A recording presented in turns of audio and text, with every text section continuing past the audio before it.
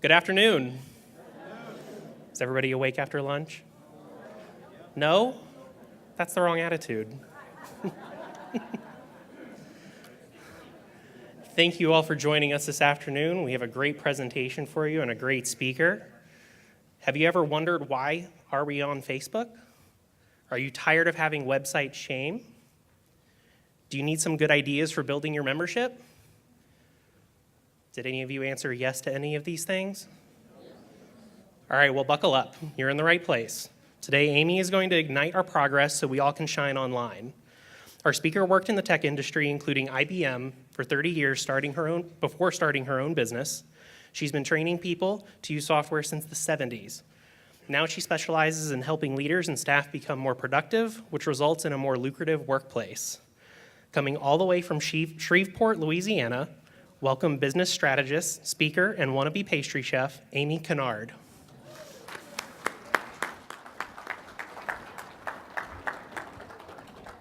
Thank you. Wow, thank you so much for coming to my session. We are overflowing. I don't think we expected quite so many people. So those of you that are standing, y'all are going to be part of the skit that we're doing later on. And I'm supposed to record this for posterity. This morning, my virtual assistant said, please send some selfies of where you are. So y'all just smile and wave, and I'm going to take some, see if I can get a, whoop. Come over here and get this shot.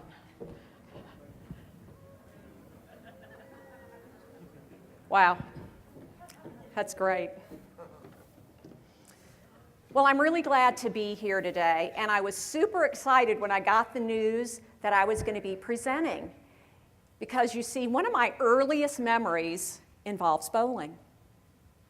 When I was about 4 years old, my parents moved to Baton Rouge, Louisiana. And oh, yay, go Tigers! My parents joined a bowling league at the Circle Bowl, which is still there. And this was a side of my parents I'd never seen. I just didn't know that they did something like that. And while I don't really remember anything about the bowling, what I do remember is that they would prop my sister and I up in the chairs next to them, and they let us order a giant plate of French fries, which we doused in ketchup. So that's my early memory. Well, I couldn't wait to get to Reno, so the first thing I did was get in my car and I zipped on over to Arlington, Texas, which, as you know, is the home of the United States Bowling Congress.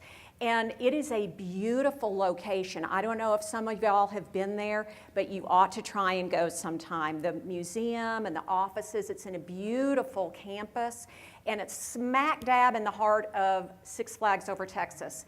And I'm guessing that you can hear them scream from the roller coaster, which is literally about 50 yards away from Richard's office. So it's a great place to go. And the next thing I did was I went to my local bowling center, which is in Bossier City, Louisiana, and Holiday Lanes. And seriously, we got somebody from Bossier here? And what I discovered when I got there, so this is Brandy and Tasha, and what I discovered was, oh my gosh, things have really changed a lot since last time I bowled, which last time I bowled was probably 30 years ago. I have to admit that, but I told my husband the other day, for my birthday in June, we are going bowling. So Tasha and Brandy helped me with this because they were telling me about all the new technology that has really impacted your industry. And that's one of the reasons y'all are here, because of how technology, at least the online world, how it has affected so much of bowling. So hopefully I can share some things with you. But what I saw was that people were still having a lot of fun.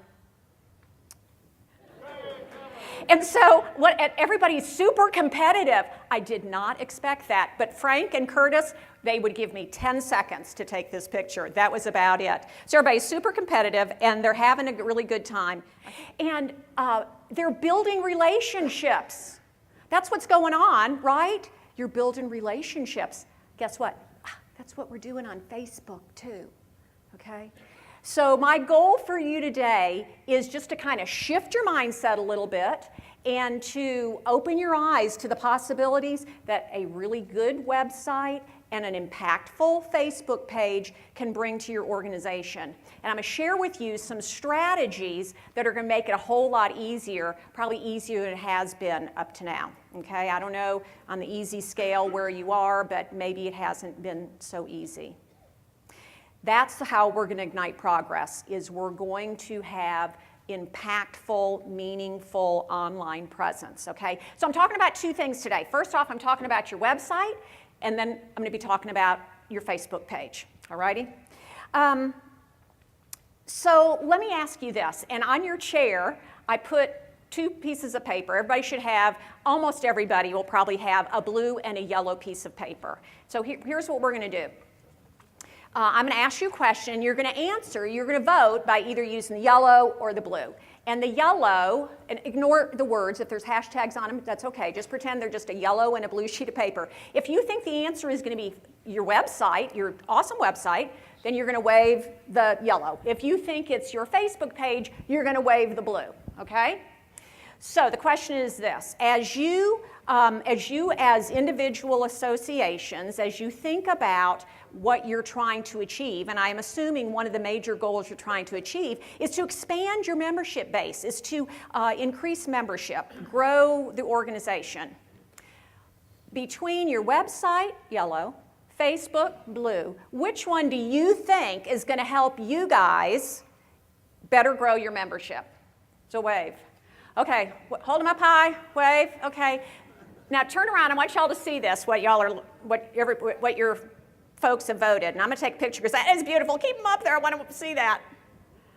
Okay, wave, high, perfect, perfect. Thank you for playing along.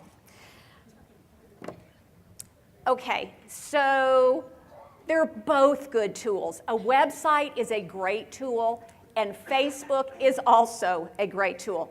But for your associations, Facebook is really going to be the best tool of those two to grow your membership. So Facebook has 2.1 billion users. It's a lot.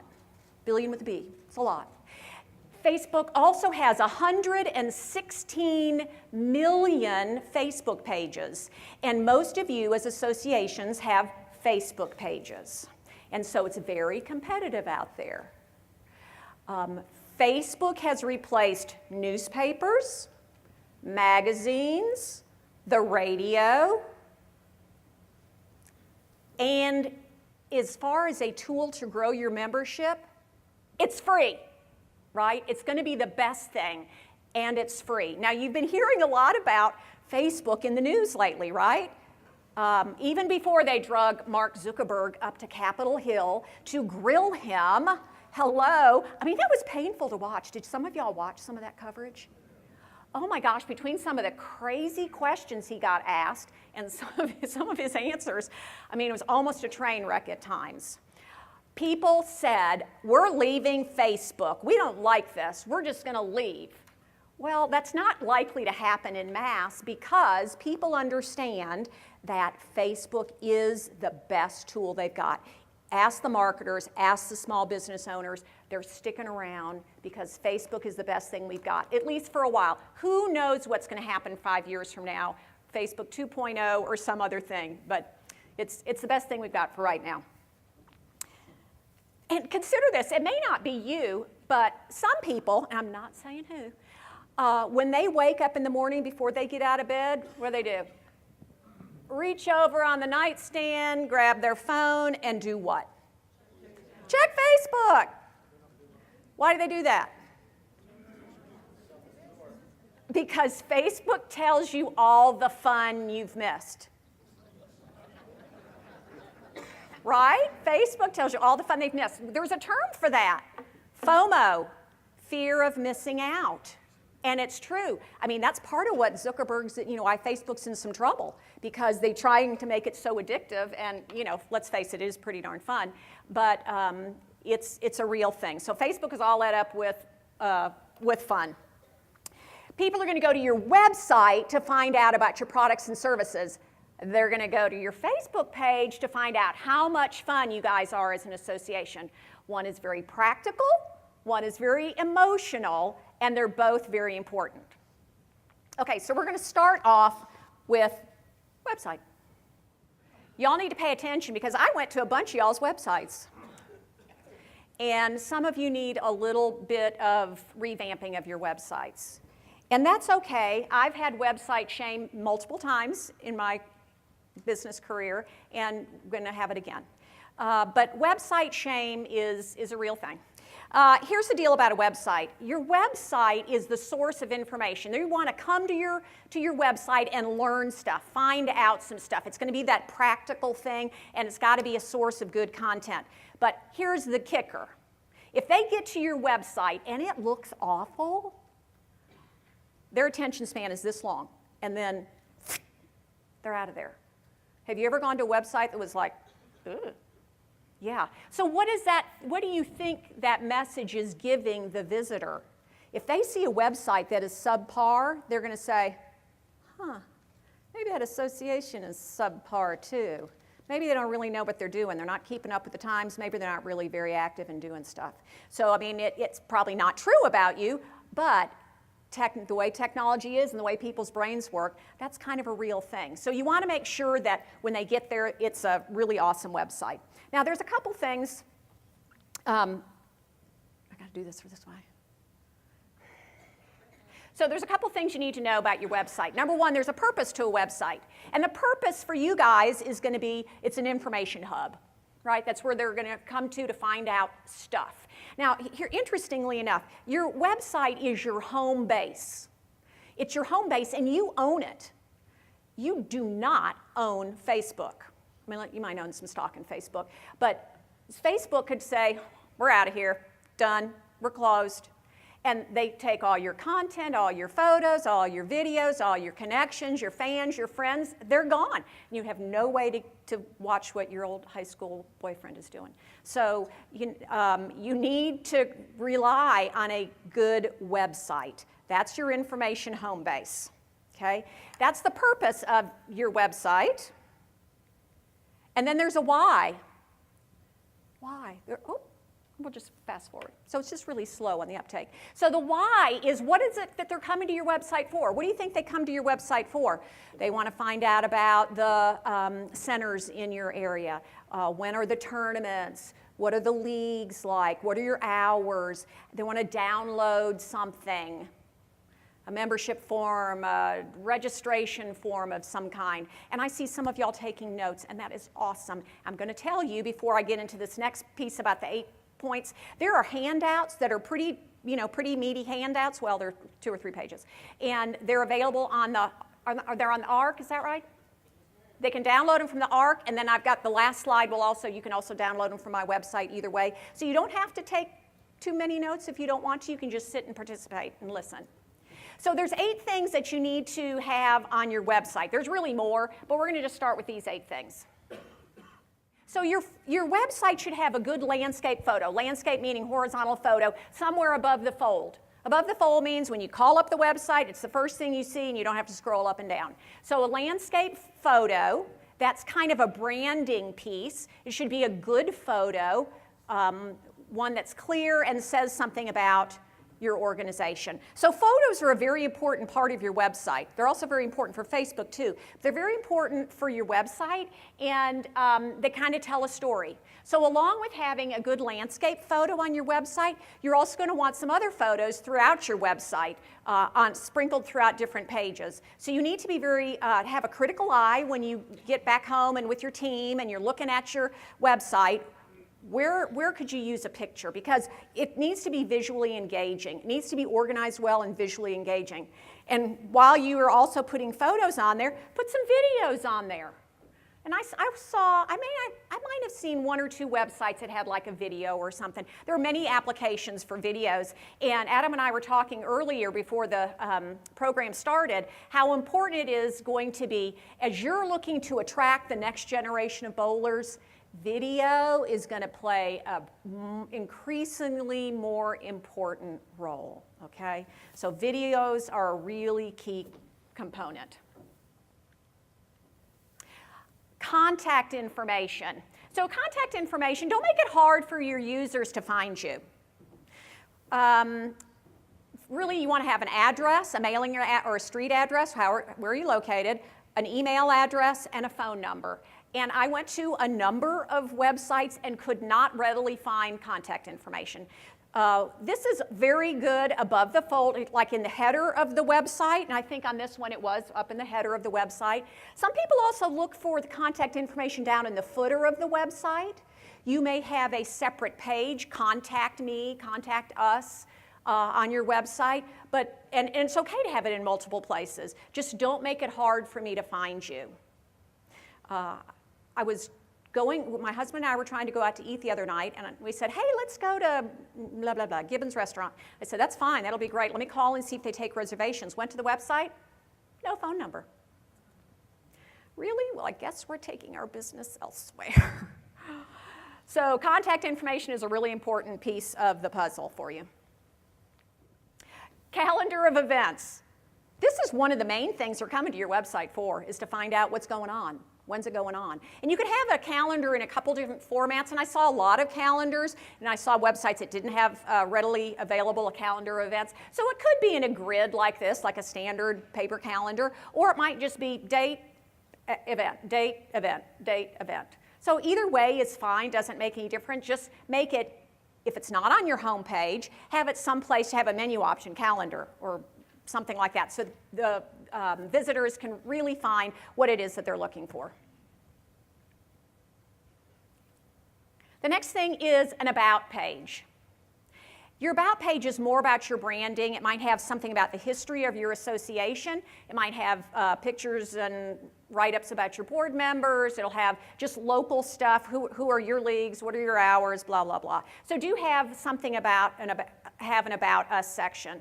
This was just off bowl.com, part of their About page. Oh, Facebook, yes. So from your website, I'm assuming all of you have a Facebook page, you should have a direct link over to your Facebook page. And vice versa, on your Facebook page, you're going to need to have a direct link over to your website. And this could be in a couple different ways, and it's usually a piece of code that's just drug in, your website guy just drags it on, and you just click the F, and boom, it takes you to your Facebook page. But that's going to be a really important piece of that, because you want to drive them over to your Facebook page too, because remember, you're having a lot of fun over there. We're going to be having a lot of fun over there. Okay, the next thing is a way to capture emails. So I'm not going to talk about email marketing except to say this. 4:15, there's a breakout session on email marketing, and I'm hoping that maybe some of y'all are going to attend that. That'll be another great component to hear about the technology for your organization. So you need to have a way to capture their emails, and this is just called an opt-in box. I just took this off of somebody's Facebook that I found, and they will, a visitor would come, drop in their email address, and it would go automatically into your email marketing system. And then you're going to email them something. What are you going to email them? What are y'all emailing? Newsletter. Tournament information. League information. Yeah, so all of that. And you might send it once a week, once a month, once a quarter. I don't know how often you send them. Maybe it kind of varies. But you got to have a way to capture the email addresses. And that's a key component, and it should be easy to find because you want them. I mean, if they found your website, by golly, you need them on your list. They are interested and hot. Easy menus. Some of y'all did not have easy menus. Just make it easy for the visitor to find what they're looking for. Don't make me drill down 5, 6 things and go, well, it wasn't there. Let me find where it is. So you might have to readdress how your menus are set up. Oh, before I get to the last thing, y'all pull out your cell phones. If you don't have a cell phone with you, check out with your neighbor. If you've got a flip phone, class dismissed. So go to your smartphone and open up a browser window. And I'm gonna, the internet isn't awesome, but just bear with me a little bit. So open up a browser window. If you have no idea what I just said, then just watch your neighbor. And once you get to your browser window, then go to your association's website. Oh, I don't know what my association's like. Google it, maybe, or The reason I'm asking you to do this is because this is what everybody in America is doing. They're going to your association website from their phone. Ladies and gentlemen, if you hadn't heard, computers are going away in homes. A lot of people don't have a computer at their house anymore. They've got this computer and they might have a tablet. So a lot of folks really are giving up the home computer. And they're on the road too. You know, they're pulled over at a stop sign, hopefully, and looking up, oh, how do I get to that website? So they're approaching you from their cell phone, and your website has to look good on a cell phone. And many of y'all don't have a mobile responsive website. Now, a mobile responsive website is really important. A mobile responsive website, what you see on the left-hand side, is not mobile responsive. And what this looks like is, this is just basically your website that would be on a big 17-inch screen, only it's teeny tiny on the phone, and you have to scroll way left and way right and up and down and expand the letters in order to see it. And when somebody comes to your website and it looks like the one on the left, what are they going to do? They're leaving. No, stay. So you have to have a mobile responsive website. So the one on the right is mobile responsive. And what that means is the visitor comes, it still looks great on a 17-inch screen, but then it just kind of shrinks up and stacks on itself. The letters are easy to read, the pictures are big, and all they do is scroll through like that. So that's what mobile responsive is. Of all of the websites that I went to, very few were mobile responsive. Now, I didn't go to all of them. I know a lot of you have a mobile responsive. If you know if yours is mobile responsive, would you raise your hand? Yay. Okay, so that's not half the room. So that looked like 25% maybe. Okay, so some of you are going to have to put aside a little bit of money to get a mobile responsive. If you do none of the other things, you must have a mobile responsive website. That could cost you a couple $100 or it could cost you a couple thousand or more. But it's really, really important because that's a big part of your story is your website. Okay, so what I've given you is just the very basics of a website. There's obviously other things that are important to have on your website. How are we doing on time? Okay. I've got time for like one or two very quick questions. Did somebody have a quick question about website? Then I'm going to move on.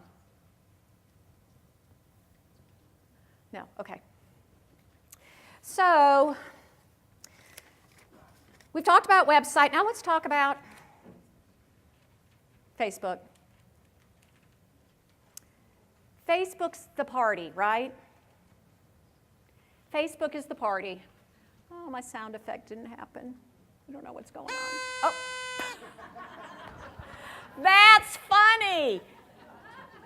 Oh my gosh.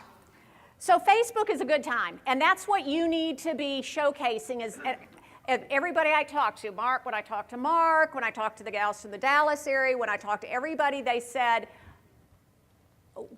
people just don't understand what we're about anymore. They don't know that we're having a good time. It's hard to attract that younger generation. Guess what? That younger generation, you got to reach them differently. Right? I mean, I'm not telling you anything you don't already know. You know you have to reach them differently. So I want to just go over a couple basics because there are some folks in the room that may not understand this.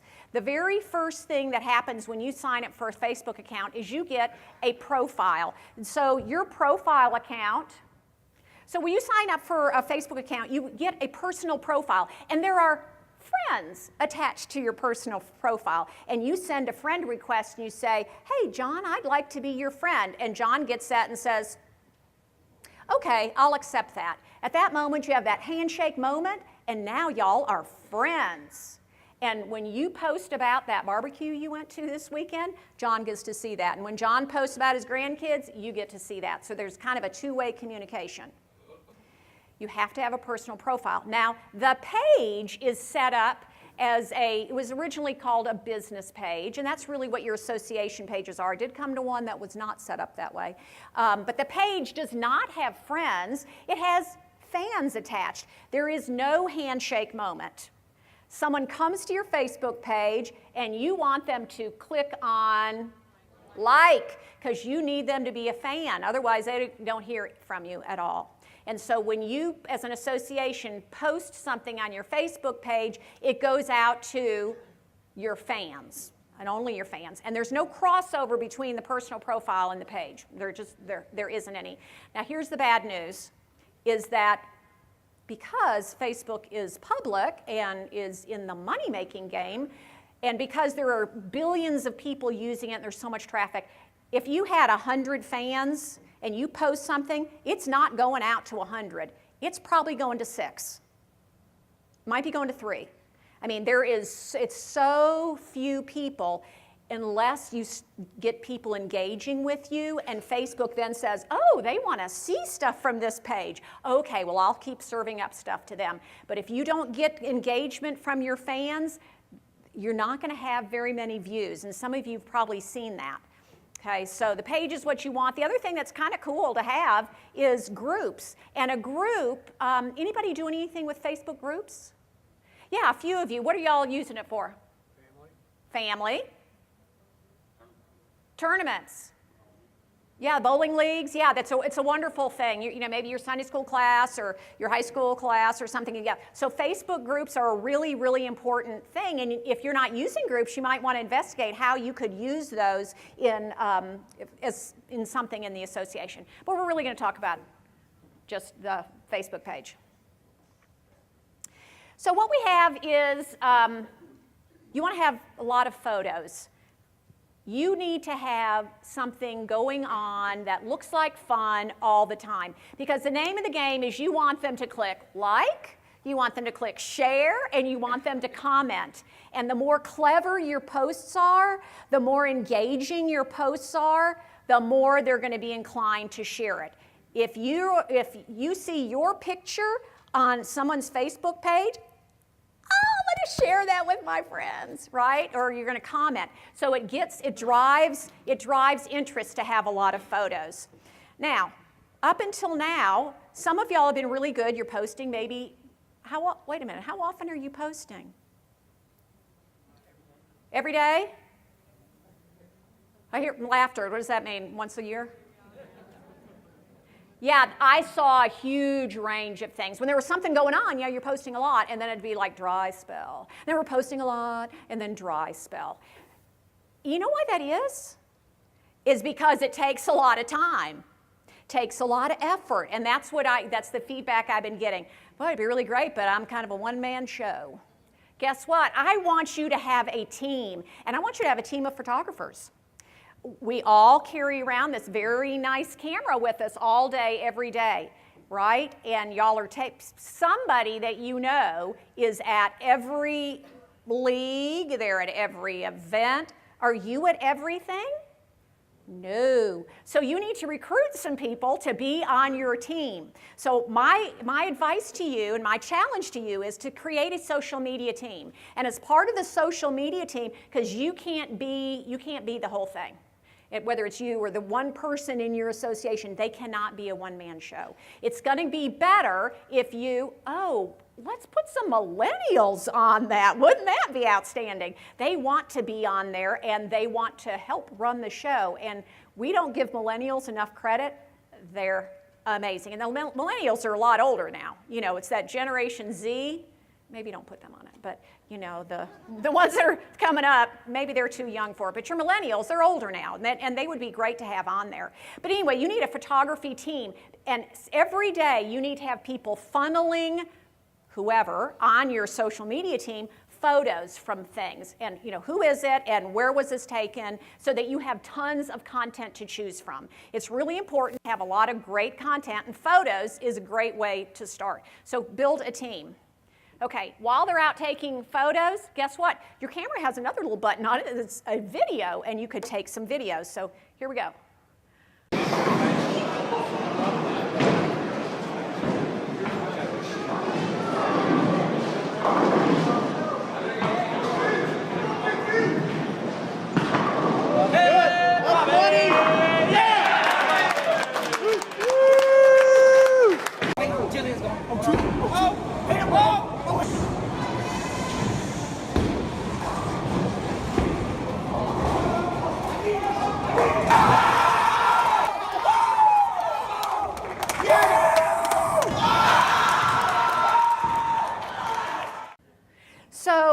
each of those was like 18 seconds long. It doesn't need to be very big. That first one, the quality wasn't very good, but it was sure fun to watch. And it probably got a lot of comments, and I don't know if anybody recognized where that came from. That was off somebody's Facebook page. Unfortunately, I didn't write down whose page some of these came from. Then the second one was just taken, just little clips of high school bowling. So they were doing a big pitch for, it's cool or whatever it is. So videos are another important thing to have. Now, so you're going to have all these great photos. This is my absolute favorite photo. Does anybody claim this one? Is this from your website? Where are you from? Well, there you go. This is the cutest darn picture. And so what I put on there was a hashtag. And some of you had like a little hashtag on your chair. That is going to be a really important thing moving forward is hashtagging. Who's hashtagging now? Awesome. So we got it, a few hands going up. And so the hashtag is just the little pound sign. We don't call it a pound sign. We don't call it a number sign. Put your 2 fingers in the air. Come on with me. And we're doing a hashtag, right? So this is the hashtag. And it's the pound sign, hashtag, whatever it is. It's followed then, no spaces, a series of letters or words. They can be capitalized. They don't have to be capitalized. What in the world is a hashtag and why do we need them? So a hashtag is a way of categorizing content, identifying content, clarifying what the content is. And so here's this picture of this cute little boy holding this big bowling ball, and then at the bottom it says, I abbreviated it, a future for the sport, right? If that's not a future for the sport, I don't know what is. And so you're building a brand. You're building a brand with your hashtags. Are you using a local hashtag? Like USBC Dallas or whatever. So you could start putting hashtags on your content over and over and over again. So someone could just search on the hashtag. Matter of fact, what they're doing during this conference is people are posting content to their Facebook pages or where else they're being scraped and then going to be shown somewhere. I'm not sure where Richard told me they're going to show them, but they're going to pull all the content that has been hashtagged with Ignite Progress. Ignite Progress, as you know, is the conference hashtag. So hashtagging is a really kind of a really important tool moving forward, and here's some examples of some other hashtags that you can use. So those are the ones y'all saw on your seats. I think I had another one in there as well. Yeah, bowling, thank you. Okay, all the cool kids are doing it. Don't miss the fun. Register now. A hashtag tells you, when you look at it, tells you what to think or do next. And sometimes they're very tongue-in-cheek. That's just how they are. And when you post something to Facebook and you hashtag it, you could put 0 hashtags in there. You could probably put up to 3, maybe. You wouldn't want to put a whole lot. If you're using Instagram, people put 30 and 40 hashtags in there, which is really crazy to me, but they do. So anyway, you want to start using hashtags. Here's just a sample post. Put some hashtags in there to show you how it looks. Oh, Jerry Maguire. While you are building up your social media team, you also want to post graphics. So we have photos and videos, and then we have graphics. And this is just a picture of a graphic, and that you could have, thank you very much to all of our sponsors for blah, blah, blah, their help during the event.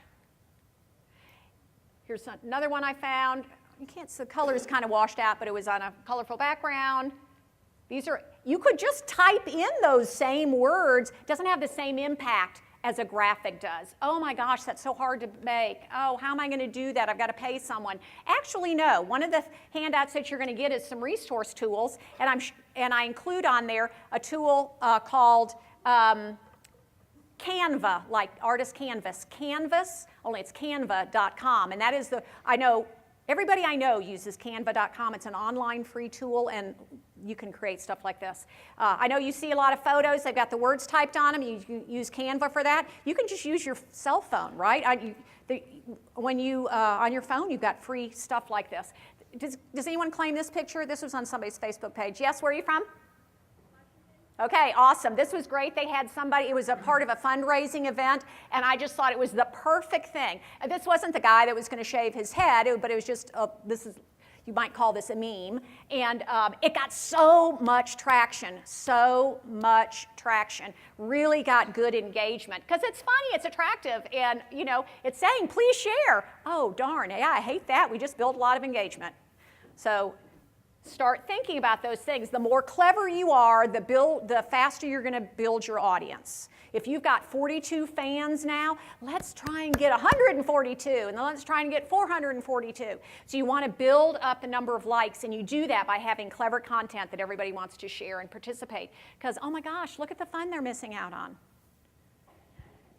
So I just took some pictures off the different Facebook pages, and this was a great photo, but I just put put some text on it just to show you what's possible for amending your photos. This was from a video of a youth bowling tournament, and I was just playing through, and I hit stop, and then I took a screen grab, so I just made a screenshot out of the video, and then I just put some text on it. Does anybody recognize that? Is that part of yours? Where are you from? Oh, good, yay. Oh. Okay, Wichita. Okay, yep. She said Kansas, so that's awesome. Yeah, and that was kind of a fun thing. So just do a screen grab out of a video. Cool. All right. So some of the best practices that you need to be aware of, we're going to talk about real quickly. There we go. So you have to have a great cover photo. Just like on your website, I told you to have a landscape photo. You need to have a cover photo. And I went to a few pages that did not have a cover photo. And again, it's just a landscape photo. It's branding. Who recognizes that? Yeah, Anchorage. Beautiful. Okay, so a great cover photo. And then you also need to have a great profile picture. And the profile picture is a square photo that goes beside all of the posts. Now, since it goes beside all the posts, it's going to shrink up to be little tiny, so you can't put a whole lot in there, but this, just like your little logo, that's perfect representation of what you want to put inside of the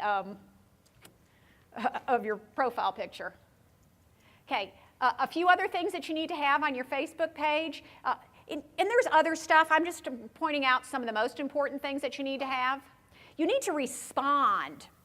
So sometimes I'd go to a Facebook page and somebody will have asked a question, or they might have said great tournament, or ask a question, and there either wasn't any response or it was a really long time. So on your team, you need to assign somebody who's going to be posting and who's watching the posts, who's going to be out there responding to them.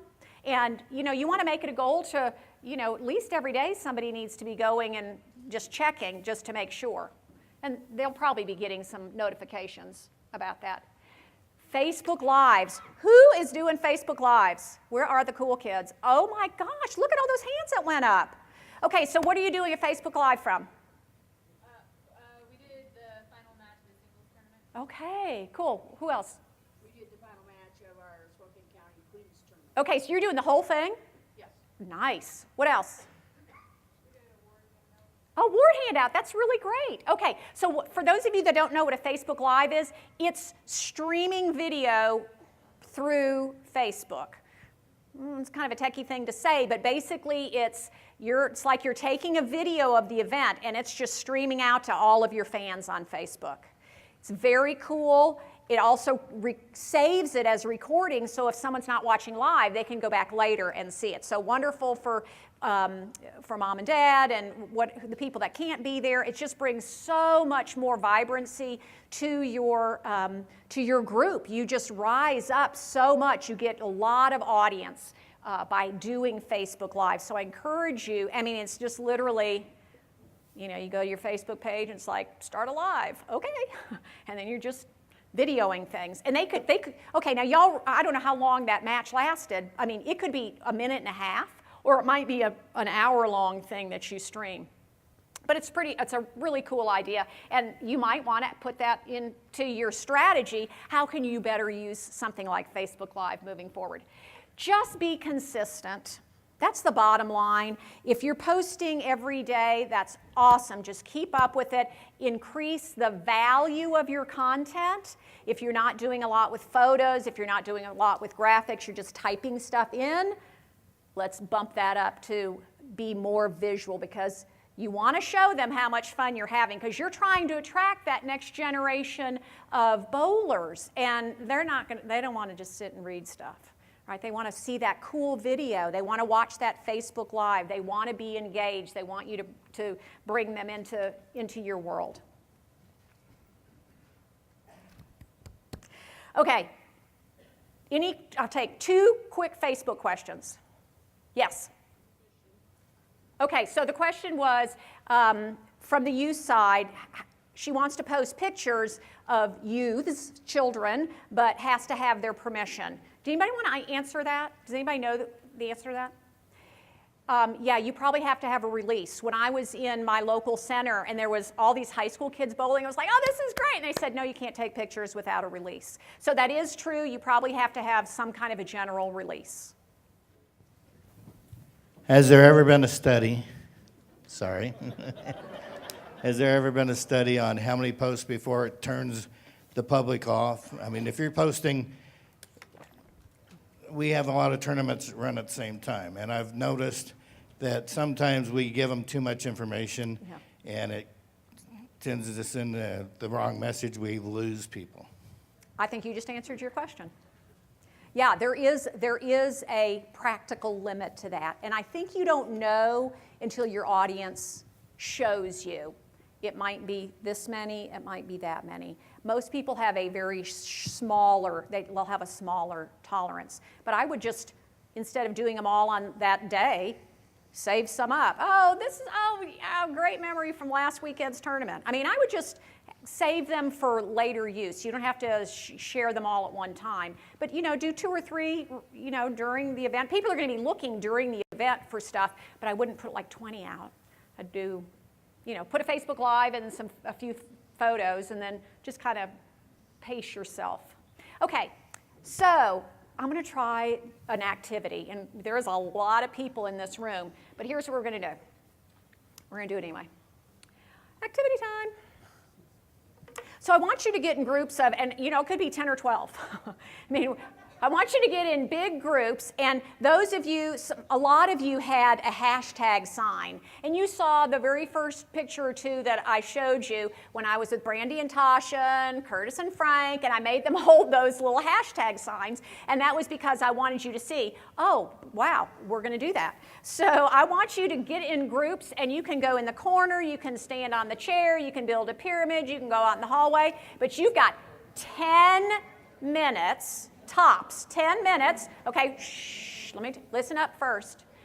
I want you to take a funny selfie, and if you don't want to do a selfie, one of you can just take the photo of all of you holding your hashtags, making funny faces, jazz hands, whatever you want to do, and then upload to your Facebook page. Upload to your association Facebook page. And once you type in the hashtag, Ignite Progress, okay? So that they're going to collect all those, and we'll be doing something with that, or Richard's going to be doing something with that later. Okay, so you have 10 minutes. I know those of you that are willing and able to do so, jump up now, get in a group, come in the corner, come over here, whatever.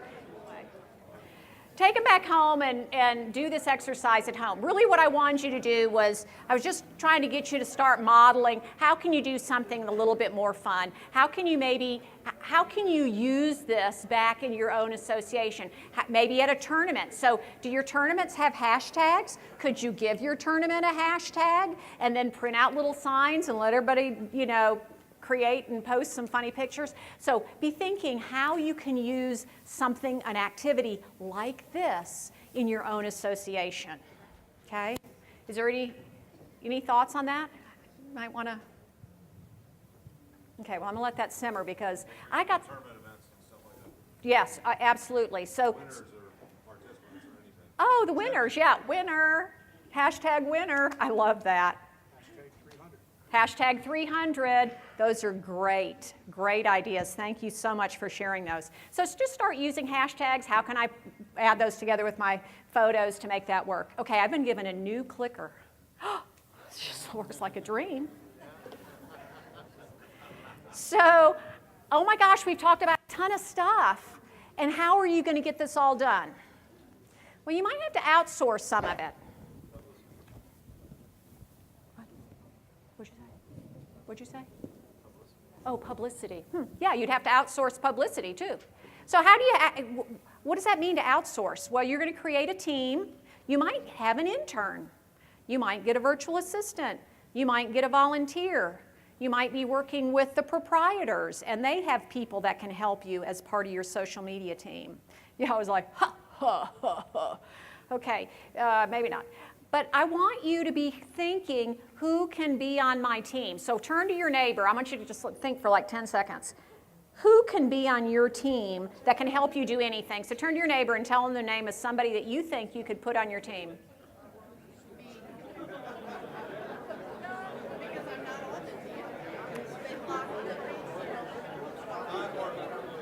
Oh, interesting. Okay, I just heard an interesting comment. Y'all have to listen up to this.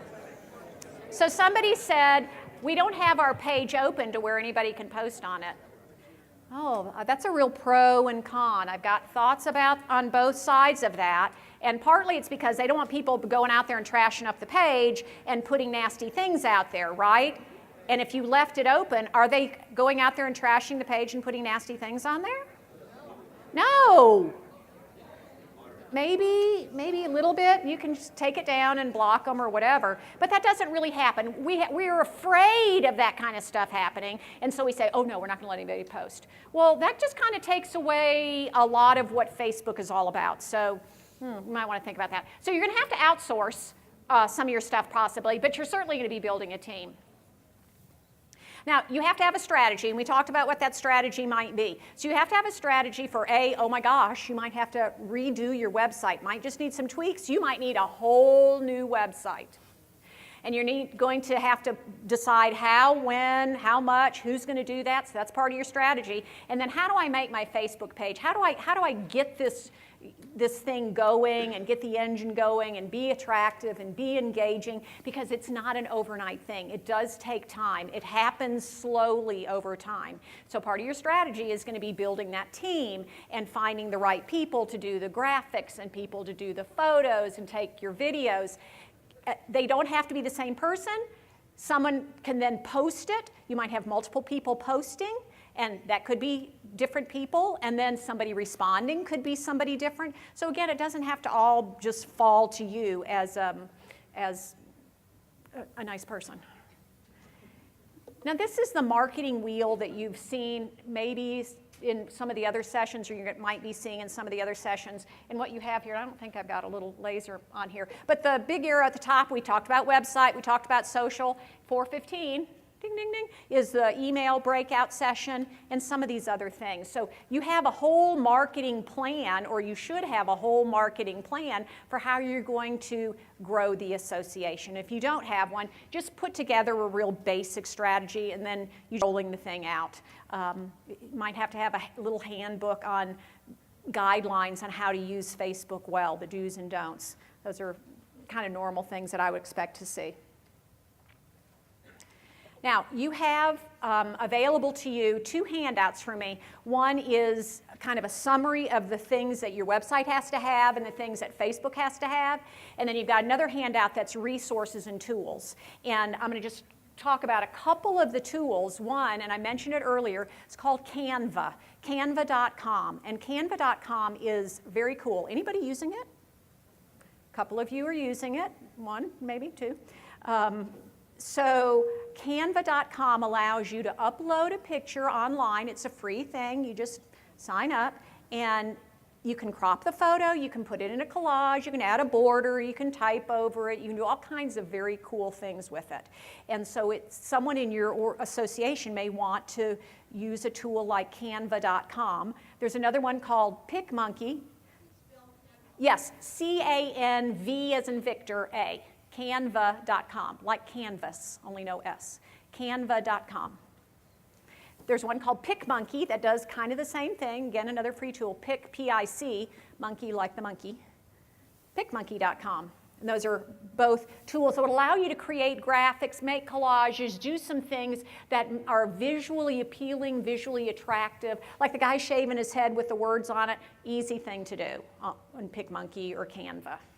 Easy for someone that, you know, I mean, if you are uncomfortable with computers, that might not be easy, so you assign that to someone who is, you know, feels comfortable with computers. A word about photos and Google. All of the photos that you saw in my program that were not taken from y'all's specific websites or Facebook pages are from a site called Pexels, P-E-X-E-L-S. Again, all of this is in the handout that you can download.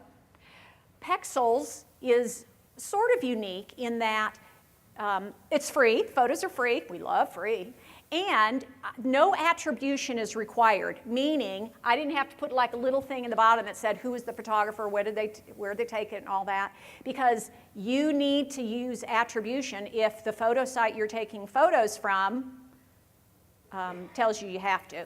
Most of your stuff, I would think, is going to be photos that you were taking, you own, no big deal. But if you wanted to go like that, the guy shaving his head, that was probably just a Google image. It's not okay to go to Google, type in, look at image, copy, download, and use. It's not okay because somebody owns that photo. They own the copyrights to that. People do it all day, every day without thinking. And a lot of people aren't going to care if you use their photo. That's why they put them out there. They want it to go crazy. But you do need to be very careful about that because you could have a letter, you know, sent to you, a cease and desist to pull down some content. I'm just telling you that as an initial warning. Most of your photos will be ones that you take, you own them, you use them, and not a problem. Okay, so those are a few of the tools that you have, and there's quite a few others. I got to give you some resources. There's a cool website called Upwork, up like Upwork, and for finding freelancers, one called Fiverr for finding freelancers for doing some of this stuff. Yes, what? Got one here. Do what? My question, Oh, yeah, go ahead. my question is, are all of these tools found through Facebook or are they separate apps? Separate, all of them are separate. Thank Okay. you for asking that. These All are right. not apps. These are just other sites. Okay, and so here's one place you can get the handouts. You can just, if you want to, you just stand up, take a picture. You can go there and get the handouts, just download them. And then they're also at the ARC. I don't know how you get to the ARC. You do. Okay, bowl.com. So either way, you can go to amykennard.com/bowl and you can just click download. You don't have to sign up for anything. You just hit and boom, it downloads them. Okay, now I know that y'all have lots and lots of questions. I'm going to stick around afterwards, and I'll be out. I probably can't stand in the room, but I'll be out in the back area. You just find me, and I'll be happy to talk with you. I'll be around for a little while. Now, if I could leave you with one thing, it's going to be this. You need to have a really good website. You also need to have a really good Facebook page. Both are very important. You do not need to be the creator and the caretaker. It's just not possible to do. So build a team. And then remember, the website's about the information, and Facebook's about all the fun. So y'all go out and have some fun. I'm Amy Kennard. Thank you.